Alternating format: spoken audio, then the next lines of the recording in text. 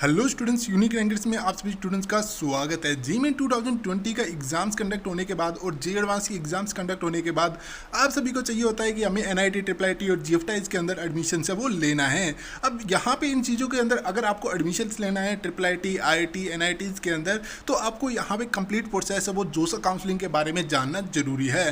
तो introduction of जोसा counselling complete मैं आपको इस वीडियो के अंदर समझाने वाला हूँ कि क्या होती है जोसा काउंसलिंग, क्या क्या चीज़ें होती है, हर एक स्टेप के बारे में आपको यहाँ पे समझाने वाला हूँ। तो चलो शुरू करते हैं हमारे इस वीडियो को बिना किसी देरी के। तो सबसे पहले हम यहाँ पे इंट्रोडक्शन से ही स्टार्ट करते हैं। तो सबसे पहले आपको बता दूँ कि जोसा काउंसलिंग जो होती है वो होती है आपकी एडमिशन्स के लिए। तो जोसा काउंसलिंग 2020 का प्रोसेस है वो जल्द ही स्टार्ट हो जाएगा और उसकी काउंसलिंग के प्रोसेस के साथ ही आपका यहाँ पे सारा सिस्टम से वो स्टार्ट हो जाएगा। तो धीरे धीरे आपको वीडियो के अंदर सारी चीज़ें समझ में आती रहेगी।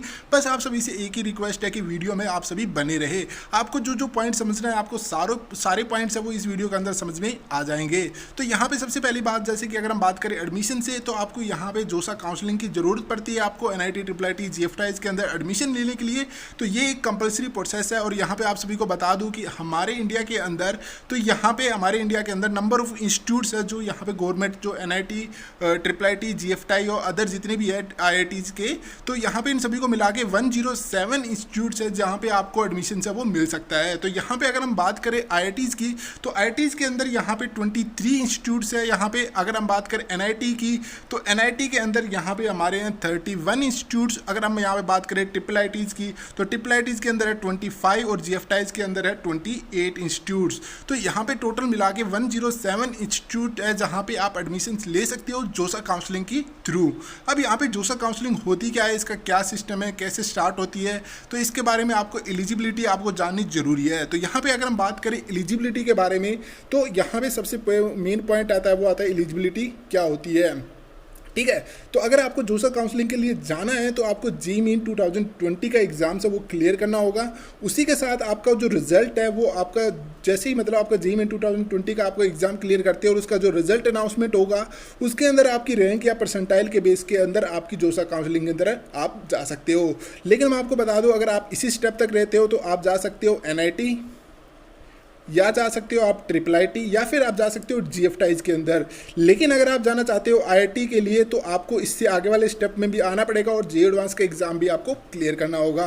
और यहाँ पे कुछ बातें क्लियर कर देता हूँ। जी मीन 2020 के एग्जाम से वो कंडक्ट किए जा रहे हैं। 1 तारीख से लेकर 6 तारीख तक हमारे एग्जाम से वो चलेंगे। इसी के साथ इसका रिजल्ट है वो अनाउंसमेंट है, जल्दी अनाउंसमेंट करने की बात कही जा रही है 11/9/2020 को। यहाँ पे ये डेट अभी तक टेंटेटिव है, कोई फिक्स डेट है वो अभी तक डिसाइड नहीं हुई है।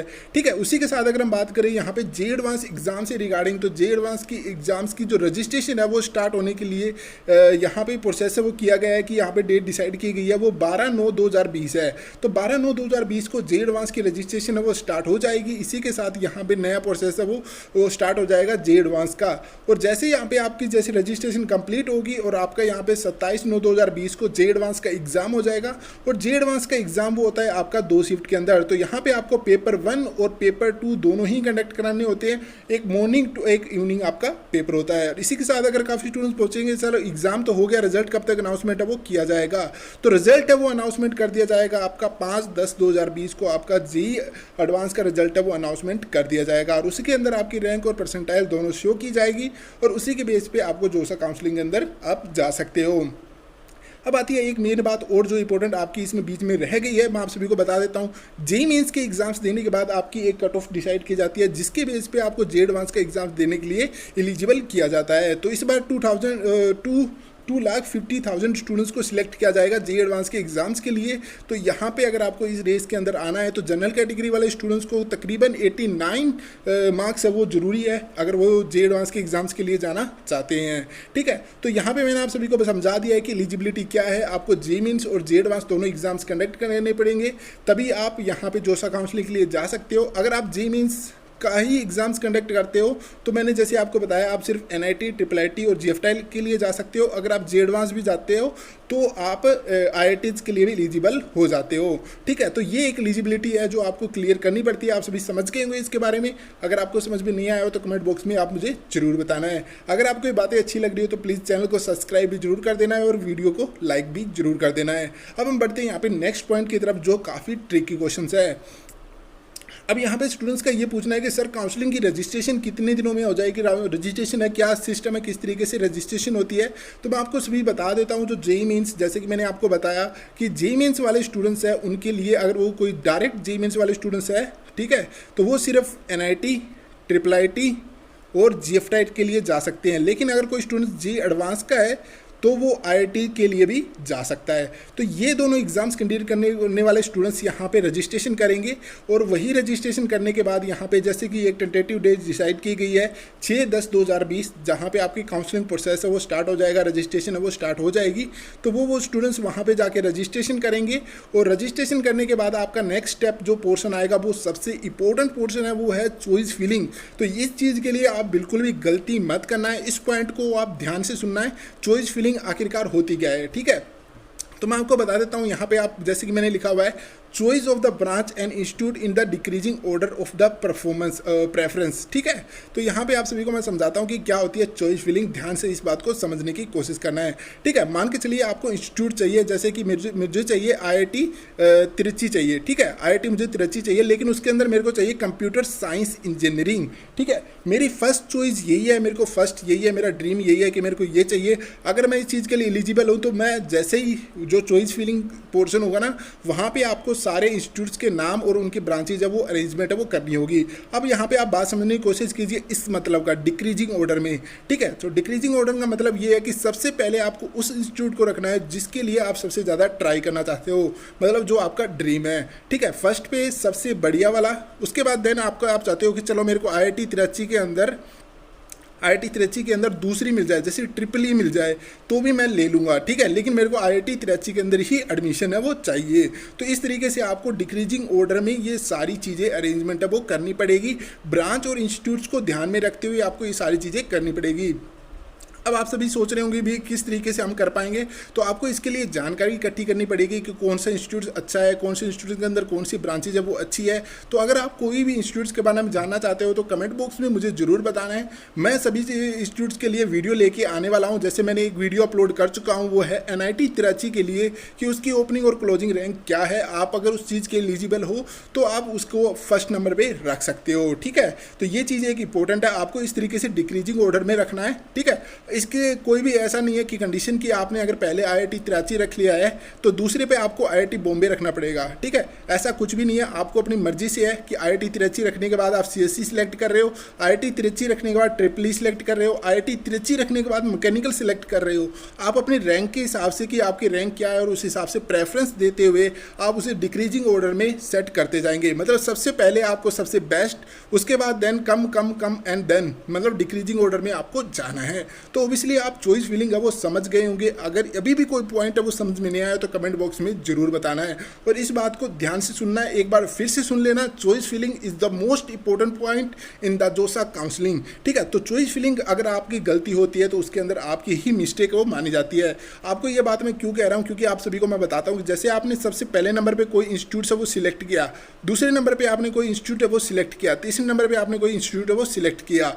अब यहाँ पे आपको चलिए मान के चलते हैं, हम 3 स्टूडेंट्स को लेके चलते हैं। अब इन तीनों स्टूडेंट्स की रैंक है बराबर, ठीक है, सेम रैंक इन तीनों स्टूडेंट्स की, लेकिन इन तीनों स्टूडेंट्स ने क्या किया, ये जो ब्रांच है, जो पहले वाली ब्रांच है, इन तीनों स्टूडेंट्स ने सेम ब्रांच है वो सिलेक्ट कर ली है, ठीक है। लेकिन यहाँ पे इन स्टूडेंट्स ने क्या किया कि यहाँ पे जो इंस्टीट्यूट्स है वो सिलेक्ट किए अलग अलग।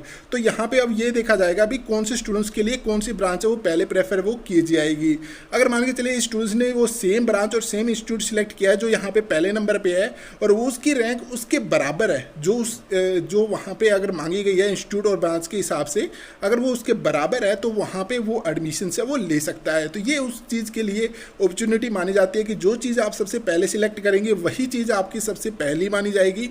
देन आपके उसके बाद अगर उसके लिए आप एलिजिबल नहीं हो पाते हो तो दूसरे के ऊपर नंबर पे जाते हैं, उसमें अगर आप एलिजिबल नहीं हो पाते हो तो तीसरे नंबर पे जाते हैं। इसी तरीके से कंटिन्यू ये प्रोसेस है वो चलता रहता है और जहाँ पे वो सेट लगता है कि ये रैंक और ये ब्रांच इसकी मैच हो गई है इस रैंक पे, तो वहाँ पे वो आपको सीट अलॉटमेंट वो कर दी जाती है। अब हम बढ़ते हैं नेक्स्ट पॉइंट की तरफ, वो है सीट अलॉटमेंट। अब यहाँ पे ये चीज़ बहुत ही मायने रखती है।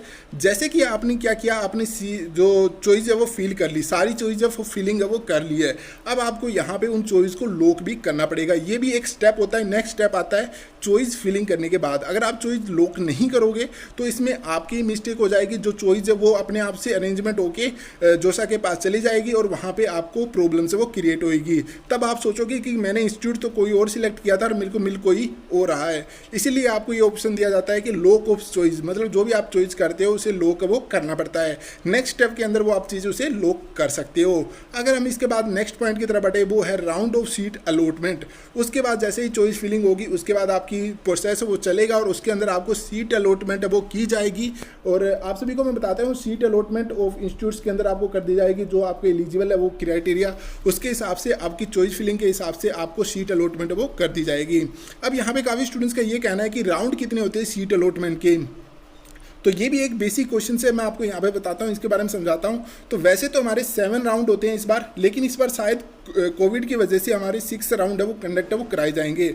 मैं एक बार 7 राउंड लेके चलता हूँ। पहले जब 7 राउंड होते थे तो उनमें से जब आपका 6 राउंड होता था वो सबसे लास्ट माना जाता था, उसके बाद आप कोई चेंजेस वो नहीं कर सकते। चेंजेस से मतलब मैं आपको नेक्स्ट स्टेप के अंदर आप समझ जाओगे कि भी चेंजिंग का क्या। अब जोसा काउंसलिंग के अंदर ये नेक्स्ट स्टेप हमारा सीट एक्सेप्टेशन का। अब यहाँ पे काफ़ी ज़्यादा स्टूडेंट्स ये सोचते हैं कि सीट एक्सेप्टेशन एक्चुअली होता क्या है और इसके अंदर क्या क्या चीज़ें देखी जाती हैं। तो मैं आप सभी को बता दूँ, ये भी एक अच्छा इंपॉर्टेंट पॉइंट्स है जोसा काउंसलिंग के अंदर। अगर आपको सीट एक्सेप्टेशन के बारे में नहीं पता तो मैं आपको बताता हूँ कि सीट एक्सेप्टेशन एक्चुअली होता क्या है। जैसे कि अगर फॉर एग्जाम्पल मुझे IIT चलो IIT हमें इस बार रुड़की है वो पसंद आ गया, ठीक है, IIT रुड़की है वो मेरे को पसंद आ गया और वो मेरे को सीट अलॉटमेंट वो मिल गई है मेरी ब्रांच के हिसाब से, ठीक है। मेरी ब्रांच जो मेरे को चाहिए थी वही मेरे को IIT रुड़की के अंदर मेरे को सीट अलॉटमेंट वो हो गई है। अब मेरे पास यहाँ पे जब आपको आगे जाने के लिए जब सीट अलॉटमेंट के बाद ये नेक्स्ट स्टेप आता है आपको सीट एक्सेप्टेशन वाला पोर्शन। यहाँ पे आपको इन 3 चीज़ों में से एक चीज़ है वो सिलेक्ट करनी पड़ती है। अब तीनों चीज़ों का मतलब मैं आपको समझाता हूँ। तो फर्स्ट है हमारा यहाँ पे आता है फ्रीज। तो अगर जैसे कि मेरे को ये IIT रुड़की है जो मेरे को ब्रांच चाहिए थी वो मेरे को पसंद है, कॉलेज भी पसंद है, तो मैं क्या करूँगा, मेरी इस कॉलेज और ब्रांच को मैं फ्रीज कर दूंगा और वहीं पे मेरी काउंसलिंग है वो ख़त्म हो जाएगी, ठीक है। तो जिन स्टूडेंट्स को अपने इंस्टीट्यूट्स और ब्रांच है वो समझ में आ गई और जो उनको पसंद आ गई है और वो उनको अलॉटमेंट हो चुकी है तो वो यहाँ पर क्या करेंगे, उस चीज़ को फ्रीज वो कर देंगे। अगर उसके बाद अगर हम बात करें कि जैसे कि फॉर एग्जाम्पल मेरे को IIT रुड़की के अंदर मेरे को कंप्यूटर साइंस इंजीनियरिंग चाहिए थी, लेकिन मेरे को मिल गई यहाँ पे ट्रिपल ई जो मेरी सेकंड चॉइस थी। अब मुझे लगा कि मेरे को नेक्स्ट राउंड के अंदर मैं अगर जाऊंगा तो मुझे ट्रिपल ई से छोड़ के मैं जो कंप्यूटर साइंस इंजीनियरिंग में जा सकता हूं। तो ये एक मेन पॉइंट है। तो यहाँ पे आता है आपका ऑप्शन है वो फ्लोट करने का। तो फ्लोट करने का जो ऑप्शन है इसके बारे में मैं आपको थोड़ा सा अच्छे से एक्सप्लेनेशन है वो दे देता हूँ कि क्या होता है, ठीक है। फ्लोट का ऑप्शन ये होता है कि आपको अगर चाहिए कि भी मेरे को एक बेटर कॉलेज भी मिल जाए, कि मेरे को अगर IIT रुड़की के अलावा कोई और कॉलेज मिल जाए लेकिन उसके अंदर मुझे कंप्यूटर साइंस इंजीनियरिंग ही मिले, ठीक है। इस चीज़ के लिए आप क्या करेंगे, वहाँ पे फ्लोट ऑप्शन है वो सिलेक्ट कर लेंगे।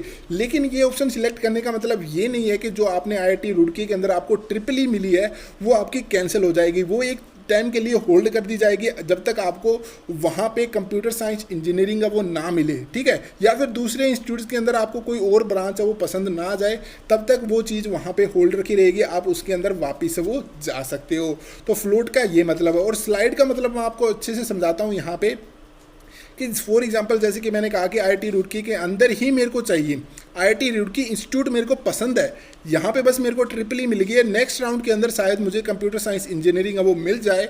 तो इसके लिए मैं क्या करता हूँ, स्लाइड ऑप्शन सिलेक्ट करता हूँ। मेरी यहाँ पे स्लाइड ऑप्शन का मतलब ये होगा सीधा कि यहाँ पे आपका इंस्टीट्यूट है वो चेंज नहीं होगा, बस अगर हो चुका मतलब आपकी रैंक नेक्स्ट राउंड के अंदर इसलिए एलिजिबल हो गए, आप सीट बची हुई है, तो आपको क्या कर दिया जाएगा, कंप्यूटर साइंस इंजीनियरिंग के लिए प्रमोट वो कर दिया जाएगा उसी इंस्टीट्यूट के अंदर, मतलब IIT रुड़की के अंदर ही, ठीक है। तो ये एक अच्छा ऑप्शन है। तो यहाँ पे अगर सीधी सी बात करें, जो स्टूडेंट सेटिस्फाई है उनके लिए फ्रीज ऑप्शन है। जो स्टूडेंट्स बिल्कुल भी सेटिस्फाई नहीं है, मेरे को ये इंस्टीट्यूट या ब्रांच ये नहीं चाहिए, दूसरी कोई मिल जाए तो वही बेटर है, तो उसके लिए वो फ्लोट ऑप्शन वो सिलेक्ट कर सकते हैं। अगर तीसरी की बात करें स्लाइड ऑप्शन की, तो उनके लिए रहता है 50-50, मुझे इंस्टीट्यूट पसंद है लेकिन ब्रांच पसंद नहीं है, तो उसके लिए वो स्लाइड ऑप्शन सिलेक्ट करके नेक्स्ट स्टेप में जा सकते हैं। तो ये एक बेस्ट सिस्टम है। अगर आप इस चीज़ को समझते हो तो आप अपनी काउंसलिंग को एक बेटर मोड पे लेके जा सकते हो और जो आपके लिए सबसे अच्छी रहने वाली है। अब हम बढ़ते हैं यहाँ पे नेक्स्ट पॉइंट की तरफ, जो सबसे एंडिंग पॉइंट ये अब खत्म होने वाला सिस्टम है। ठीक है, तो यहाँ पे आती है हमारी रिपोर्टिंग सेंटर। आपको सीट अलॉटमेंट हुई, आपने फ्रीज ऑप्शन सिलेक्ट किया या फ्लोट सिलेक्ट किया या फिर स्लाइड ऑप्शन सिलेक्ट किया, कोई भी ऑप्शन सिलेक्ट करने के बाद आपको जाना है रिपोर्टिंग सेंटर में जहाँ पे आपको सीट अलॉटमेंट हुई है, और वहाँ पे जाने के बाद आपको रिपोर्ट करना है इंस्टीट्यूट के अंदर, और वहाँ पे आपको अपने डॉक्यूमेंट्स है वो सबमिट कराने हैं। और फीस सबमिट कराने के बाद आपकी काउंसलिंग, वहाँ पे आपका एडमिशन है वो कम हो जाएगा और आपकी यहाँ पे लाइफ है वो स्टार्ट हो जाएगी कॉलेजेस की। आई होप ये सारी चीज़ें बहुत ही अच्छी रहती है आपके लाइफ टाइम में कि आप इन चीज़ों को एनालाइज करें, इन चीज़ों को समझें, तभी आप इन चीज़ों के लिए एक बेटर इंस्टीट्यूट और बेटर लाइफ है वो बना सकते हो। जब हमें कुछ अच्छा करना होता है, जब हमें कुछ अच्छी मुकाम पे जाना होता है, जब हमें कुछ अच्छा चॉइस करना होता है, उसके लिए हमें सब कुछ जानना जरूरी होता है। तो मैंने इस वीडियो के अंदर आई होप सारी चीज़ें डाल दी है, सारा पॉइंट टू पॉइंट मैंने आपको क्लियर किया है, और पॉइंट टू पॉइंट मैं आपको वीडियो के अंदर स्टेप दे दूंगा, जो जो पॉइंट आपको समझना है उसके बाद डायरेक्ट जा सकते हो। ठीक है, तो जो चीज़ें आपको अच्छी लगे प्लीज़ मेरे को कमेंट बॉक्स में मेरे को ज़रूर बताना है, और कोई भी डाउट हो तो कमेंट बॉक्स में आप बता दीजिए, कोई भी दिक्कत नहीं है। हम इसके बारे में दूसरा पार्ट ले आएंगे जोसा काउंसलिंग का, जिसके अंदर जो आपके डाउट्स है वो क्लियर वो कर दूंगा मैं। ठीक है, तो आई होप आप सभी को सारे पॉइंट समझ में आएंगे। तो वीडियो को लाइक करना मत भूलना और चैनल को सब्सक्राइब जरूर कर देना और बेल आइकन को जरूर प्रेस कर देना है। फिर मिलते हैं नेक्स्ट वीडियो के अंदर इसी तरीके अपडेट के साथ। Thank you for watching my videos and